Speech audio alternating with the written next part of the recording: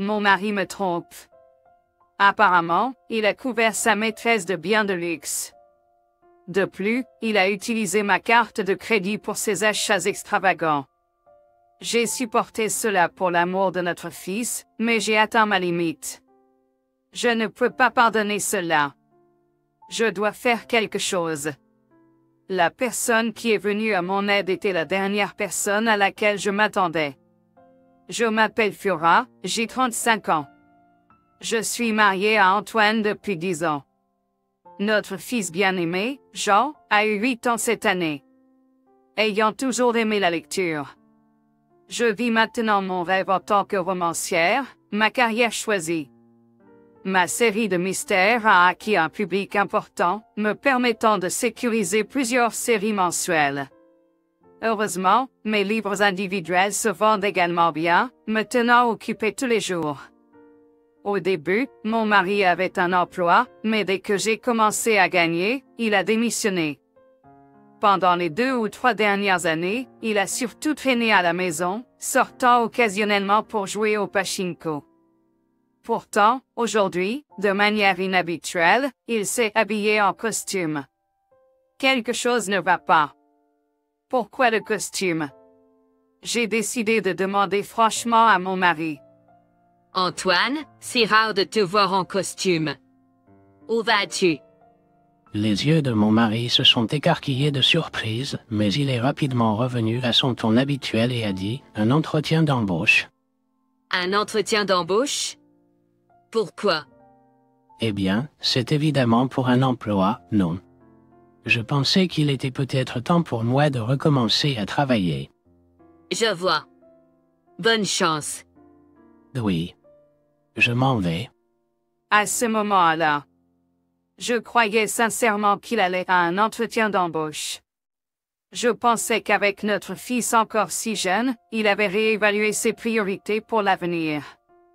Cependant, mon mari n'est pas rentré à la maison avant 1h du matin ce soir-là. J'étais éveillée à cause d'une échéance imminente. Puant l'alcool et le parfum, il s'est endormi sur le canapé du salon.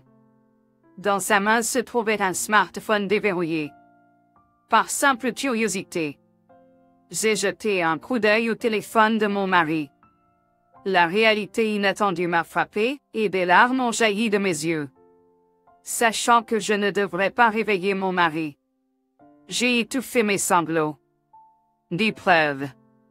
Oui, des preuves. Pour l'instant, j'ai envoyé les preuves de l'affaire sur mon propre téléphone et j'ai décidé de réfléchir aux prochaines étapes. Le lendemain matin, j'ai demandé à mon mari, qui agissait comme d'habitude. Hey, Antoine. À propos d'hier. Hier? Tu sais, tu as dit que tu avais un entretien, mais tu es rentré tard. Je me demandais juste ce qui s'était passé. Puis mon mari a détourné les yeux, montrant des signes de réflexion pour inventer une excuse. En fait, j'ai croisé un ami après l'entretien. On s'est retrouvés à boire un verre. Un ami? Un gars que tu ne connais pas. Camille. Dois-je tout expliquer? Comme prévu, mon mari a caché le fait qu'il avait rencontré Marie. Son affaire était claire aussi de cette attitude. 1 mois après avoir découvert l'infidélité de mon mari, j'étais toujours perdu dans la confusion. Jusqu'à maintenant, je n'avais pas confronté mon mari sur le fait qu'il me trompait. Une fois que je l'aurais fait, il est clair qu'une fissure se formerait dans notre relation. Si j'étais seule, je l'aurais confronté avec les preuves de son affaire et je l'aurais divorcé immédiatement. La seule raison pour laquelle je ne l'ai pas divorcé était pour notre fils, Jean. Je n'arrivais pas à lui enlever son père à l'âge tendre de 8 ans. Par la suite, mon mari a commencé à sortir fréquemment, profitant de mon occupation avec le travail dans ma chambre. Cependant, c'était aussi une excellente opportunité. Pendant qu'il était dehors, j'ai décidé de rassembler des preuves de son infidélité. Ce que j'ai trouvé dans sa chambre était plusieurs reçus inconnus. Apparemment, il avait acheté des articles de créateurs pour femmes. Mais il n'y avait rien de tel dans sa chambre. Et bien sûr, je n'avais rien reçu. Il n'y avait qu'une seule conclusion à laquelle je pouvais arriver. Antoine, tu as couvert Marie de cadeaux de créateurs. Mais où a-t-il eu l'argent pour ça? Il est sans emploi maintenant et vit de l'allocation que je lui donne chaque mois. Il ne reste probablement plus d'économie. Inquiète. J'ai décidé de le suivre. Pendant ce temps, je demandais à mon frère de veiller sur Jean. Bien sûr, mon frère ne savait rien de l'aventure de mon mari. J'ai menti à mon frère. Frérot, désolé de t'appeler comme ça sans prévenir. Non, ça va, mais qu'est-ce qui se passe? Tu me demandes soudain de m'occuper de Jean. En fait, j'ai vraiment envie d'aller faire du shopping seul. Du shopping? Tu n'as jamais été très matérialiste. Tu fais plutôt tes achats en ligne, non? Eh bien, c'est vrai. Mais aujourd'hui, je veux acheter quelque chose qui n'est disponible qu'en magasin. Alors, est-ce que tu peux t'occuper de Jean, s'il te plaît? Bon, d'accord, mais ne sois pas trop en retard, d'accord? Jean se sent seul. Oui, merci. Ainsi, avec la coopération de mon frère, j'ai réussi à suivre discrètement mon mari. En ce moment, il marche bras dessus bras dessous avec ma meilleure amie, Marie. Je savais que c'était en train de se produire, mais le voir de mes propres yeux a été un choc. Tous les deux entrant joyeusement dans une boutique de créateurs haut de gamme. Et puis, j'ai vu quelque chose d'outrageux. Pas possible. Est-ce ma carte de crédit? En effet, la carte que mon mari a utilisée pour payer la facture était ma carte de crédit secondaire. Je garde toujours ma carte principale dans mon portefeuille, mais la carte secondaire était restée dans un tiroir. Il l'a prise sans que je le sache et l'a utilisée pour financer ses cadeaux. Au cours des derniers mois, j'ai acheté de nouveaux outils de travail comme des moniteurs, des claviers et même de nouveaux meubles, donc le montant sur la carte de crédit a explosé. Les deux cartes sont liées au même compte bancaire, et comme j'ai été occupé récemment, je n'ai pas vérifié les détails attentivement. Cela m'est revenu en pleine figure. Je n'arrive pas à y croire. Non seulement il me trompait, mais il utilisait aussi librement mon argent. Tout amour que j'avais pour mon mari s'était complètement refroidi. Bien sûr. C'était de ma faute de ne pas avoir remarqué, mais je ne pouvais toujours pas lui pardonner. J'ai pris des photos claires des deux en action et suis rentré à la maison. Pendant les jours suivants, j'étais absorbé à réfléchir à comment me venger de mon mari. J'ai vérifié plusieurs fois son ordinateur habituel lorsqu'il n'était pas là. Comme il synchronise son smartphone et son ordinateur, je peux facilement vérifier ses échanges avec Marie sur l'ordinateur. Bientôt, j'ai découvert que les deux partaient en voyage pendant le prochain long week-end. Un voyage de 4 jours, 3 nuits à Okinawa. Oui, c'est ma seule chance. J'ai décidé d'exécuter mon plan de vengeance pour coïncider avec le voyage adultère de mon mari. Mais il y avait un problème. La présence de mon fils. Il serait difficile de mettre ce plan à exécution sans que mon fils découvre l'infidélité de son père. J'ai décidé de demander de nouveau de l'aide à mon frère. Et, frérot, désolé de te demander encore une fois, mais pourrais-tu t'occuper de Jean pour moi pendant le prochain long week-end? Tu veux dire pour les 4 jours entiers? Ouais. J'ai quelque chose à faire. Quelque chose à faire? Dit-il d'un ton significatif. Juste au moment où je commençais à me sentir mal à l'aise face à l'attitude de mon frère, il a dit fermement ceci. Camille, arrête d'essayer de tout gérer seule. 16?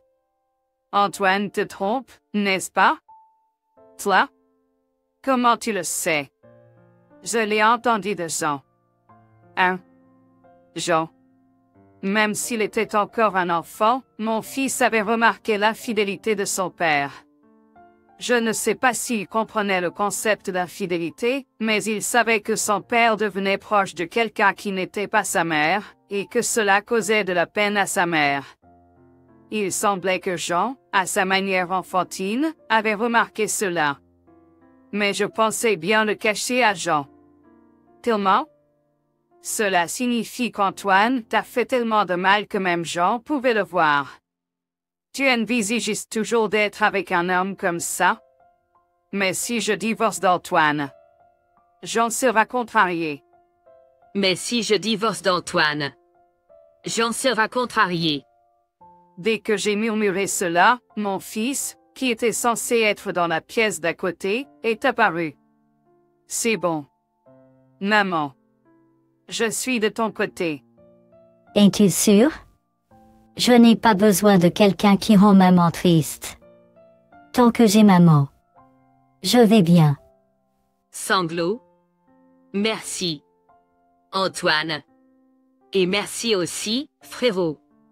Et ainsi, grâce à mon fils et à mon frère, j'ai pu prendre ma décision de me venger de mon mari sans hésitation. Nous avons commencé à déménager dans un nouvel endroit le jour où mon mari partait pour son voyage adultère.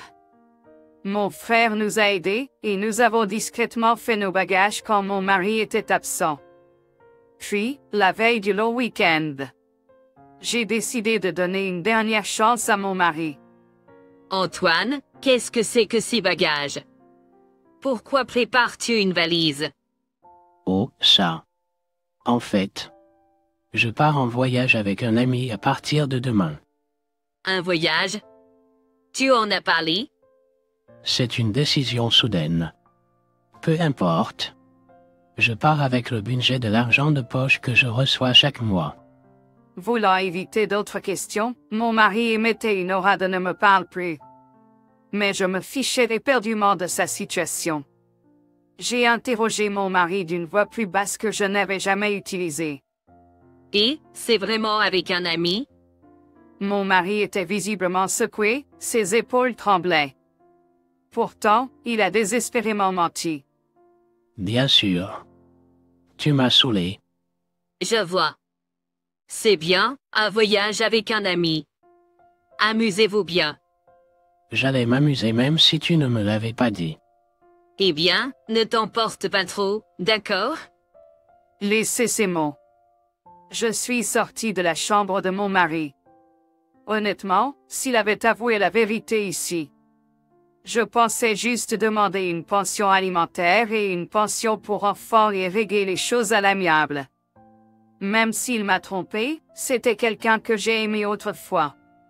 Quand mon roman n'a pas été vendu, c'est grâce à lui que j'ai pu continuer. Je ne veux pas le haïr ou lui en vouloir des fonds du cœur. Cependant, je ne peux pas me permettre d'être si calme après ce qu'il a fait. Pour l'amour de mon fils et pour mon avenir, je dois mettre un terme à ma relation avec cet homme. Il n'est plus nécessaire de se retenir pour un homme qui continue de mentir. Le lendemain matin, mon mari était déjà parti pour son voyage. J'ai ouvert le tiroir et confirmé qu'il avait pris ma carte de crédit comme d'habitude. J'ai immédiatement contacté la société de cartes de crédit, signalé la perte de la carte et demandé d'arrêter son utilisation. Quand mon fils s'est réveillé, je l'ai salué, bonjour.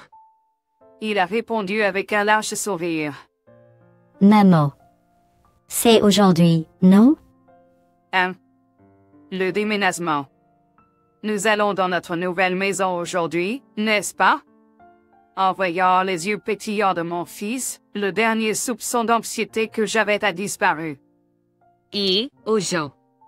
D'accord. J'ai arrêté la carte de crédit, allons dans notre nouvelle maison. Oui. C'est vrai. Je suis excitée pour notre nouvelle maison. Oui. C'est vrai. Je suis excitée pour notre nouvelle maison. Avec l'aide de mon frère, notre déménagement s'est bien passé. Mon fils et moi avons déménagé nos affaires dans la nouvelle maison, et les affaires de mon mari ont été envoyées à un certain endroit. Le lendemain, en me relaxant dans la nouvelle maison avec mon fils et mon frère, j'ai reçu un appel de mon mari. Allô? Ah, c'est toi. Fura. En fait, j'ai dépensé plus que prévu. Pourrais-tu me faire un petit virement? Il n'a probablement pas pu utiliser la carte car je l'avais suspendue et avait des problèmes pour payer ses dépenses lors de son voyage. Tu avais dit que tu resterais dans ton budget, n'est-ce pas? Désolé, mais je ne peux pas me permettre de te prêter de l'argent. Ne dis pas ça. Je ne pourrais pas profiter du voyage seul si tu fais ça. Seul? Tu veux dire à deux? À cette question, mon mari a lâché un abasourdi d'un. Tu voulais montrer les sites à Marie lors de ton voyage, n'est-ce pas? Tant pis. La carte que tu as prise n'est plus utilisable, alors laisse tomber. De quoi tu parles? Fura. Tu es mari. Et la carte? Je viens d'arriver. Qu'as-tu fait? Ah. Marie. Ça fait longtemps. Comment s'est passé le voyage avec le mari de ta meilleure amie? Tais-toi. Explique-toi d'abord. De quoi tu parles? Ne fais pas l'innocente. Tu as envoyé les affaires d'Antoine chez moi, n'est-ce pas? En effet, pendant le déménagement, j'avais envoyé les affaires de mon mari chez Marie, la femme avec qui il a eu une relation. Comme Delphine était mariée, son mari était naturellement à la maison. C'est pourquoi j'ai délibérément envoyé toutes les affaires d'Antoine chez son mari. J'ai inclus une longue lettre expliquant la situation. Et j'ai crié au téléphone, presque en cassant le haut-parleur. Tu te moques de moi? Qu'as-tu fait? Mon mari a découvert, et il est furieux. N'est-ce pas normal? Tu trompes ton mari alors que tu es marié. Pensais que ma meilleure amie ferait une chose aussi sale. Tu es la pire. Je suis tellement déçu. Excuse-moi? Je crois que c'est à moi de dire ça. Ma meilleure amie trompait mon mari. Tu crois que je pardonnerais ça? Qui a fait la chose irrespectueuse en premier, même si nous étions meilleurs amis? Je n'étais pas sérieuse. Ce n'était qu'une aventure. Il est hors de question que je me contente d'un loser sans emploi comme lui. Que tu étais sérieuse ou non ne me regarde pas. Je vais bientôt divorcer, moi aussi. Quoi qu'il en soit, le fait que tu aies une liaison est vrai. Je ne te pardonnerai jamais. Je vais exiger le maximum de compensation, donc sois prête. Compensation? Toi? Je n'ai rien entendu à ce sujet. N'est-ce pas naturel? Tu as fait quelque chose qui le mérite. Attends une minute. Camille. Attends. Au revoir. J'ai raccroché le téléphone sans lui laisser parler et bloqué son contact. Après cela, j'ai finalisé le divorce par l'intermédiaire d'un avocat et exigé une compensation de mon ex-mari et de Marie. J'ai demandé une pension alimentaire plus le montant qu'il a dépensé avec la carte sans permission. Marie, accablée par les dettes liées au paiement de la compensation, a été servie de papier de divorce par son mari et a apparemment été mise à la porte de leur maison. Il a essayé de compter sur sa maison familiale, mais les circonstances étaient ce qu'elles étaient. Après avoir été rapidement rejeté, il semble maintenant vivre et travailler de nuit. Il a essayé de compter sur elle, mais elle a pété un câble, le blâmant d'avoir fini par divorcer. Elle a rapidement coupé les ponts avec lui, et leur relation s'est naturellement éteinte. Quant à mon ex-mari, j'entends dire qu'il jongle maintenant avec plusieurs emplois à temps partiel et s'en sort juste jour le jour. Pour quelqu'un qui est au chômage depuis longtemps, trouver un emploi décent ne sera pas facile. Bien sûr, s'il venait à prendre du retard dans le paiement de la compensation ou de la pension alimentaire. Je suis déterminé à le collecter par tous les moyens nécessaires. Quant à moi, mon fils et moi menons une vie paisible dans notre nouvelle maison. Mon fils grandit si vite, et chaque jour est vraiment frais et excitant. J'espère continuer à lui apporter beaucoup d'amour sans lui causer de tristesse.